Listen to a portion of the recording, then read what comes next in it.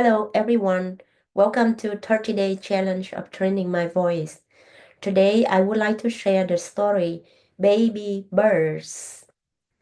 Dave's dad shows Dave a little bird's nest in a tree. See, the pretty blue eggs, asked his dad. A mother bird laid those eggs. She will sit on them and keep them warm. Soon the eggs will break. What will come out? Asked the father. Baby birds. Dave says, yes, but don't touch the nest or the mother bird won't come back to her eggs. Thank you for listening.